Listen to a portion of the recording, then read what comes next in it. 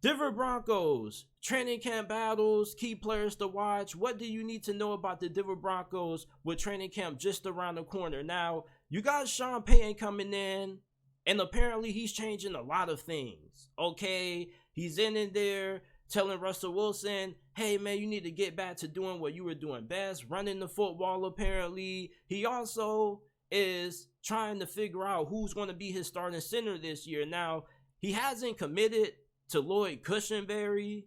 Now, Lloyd Cushenberry probably is their best center on the roster, so I don't know, maybe he ends up seeing something in Alex Forsyth, who was a 7th round draft pick by the Broncos out of Oregon, and he was pretty solid at Oregon. He got better every single season, and Oregon does produce really good offensive linemen, and he has some medical concerns that made his draft stock fall a little bit. So he was somebody who was really solid for the Ducks last season. He gave up no sacks. He was one of the highest graded offensive linemen in the Pac-12 by Pro Football Focus. So maybe Sean Payton thinks like he could end up pushing Lloyd Cushenberry. They got a guy named Kyle Fuller who they signed in free agency. He was a backup center for Seattle, although he played some games. But Lloyd Cushenberry probably will end up winning the job, but maybe Alex Forsyth could surprise.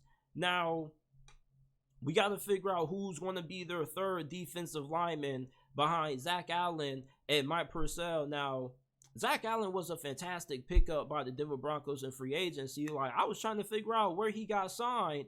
I was trying to figure out, who picked him up, because nobody really reported on the news about Zach Allen, and he was one of the better interior defensive linemen in the NFC last year. And JJ Watt had a really good season for Arizona, but a lot of people were sleeping on Zach Allen. So Zach Allen, I think he's going to be really good.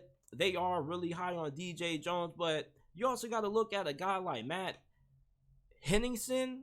So he's going to be competing. You got Urzaki, hopefully I pronounced that right, and both of these guys do things that mirror one another, but don't mirror one another. So it's like one's good against the run, but the other one isn't good against the run, but he's good against the pass. So those guys are going to have to become a little bit more consistent. They're going to have to try to find somebody who can do a little bit of both.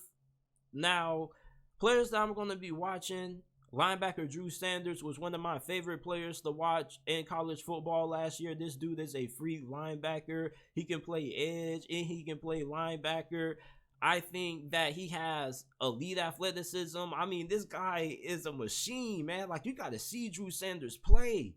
And you got to remember that this dude was somebody who they picked up from the transfer portal, man. So you watch his film, this dude was really hyperactive. He was one of those dudes that even if he wasn't in on the play, he was always in the proximity. So I really love Drew Sanders. I want to see what he does throughout training camp. I think he was one of the more slept on players coming out in the draft. And I haven't really been seeing a lot of people talking about Drew Sanders. Like, we all been seeing these hype videos about Anthony Richardson and CJ Stroud and all these other rookies, but nobody really talking about my guy, Drew Sanders. Now, what's up with KJ Hamler? Man, like, KJ Hamler got to show us something, man. He does. This man has so much hype coming out of that 2020 NFL draft. Everybody was saying that it was going to be a steal, myself included, and he hasn't really been all that great, even when he has been able to stay healthy. And the Saints picked up Marquez Callaway. Now, Marquez Callaway and Sean Payton got some history.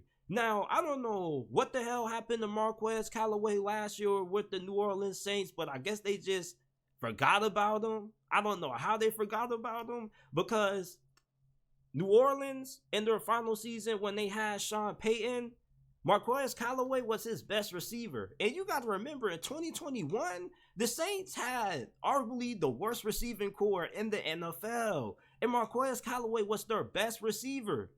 So him in Denver is going to be really interesting. I think he's a really good fit in Sean Payton's scheme. And lastly, I'm going to be keeping my eyes on Rusell Wilson. Now, Rusell Wilson has lost some weight. He's changed some things around. And he's highly motivated this year. And I was listening to an episode of I Am Athlete with Brandon Marshall and Marshawn Lynch. And you know, Marshawn Lynch is one of those guys that he's going to keep it real with you. He's going to let you know if somebody's trash or if somebody can actually play. And he's going to tell you a little bit of the truth about them without them making him out to look really bad.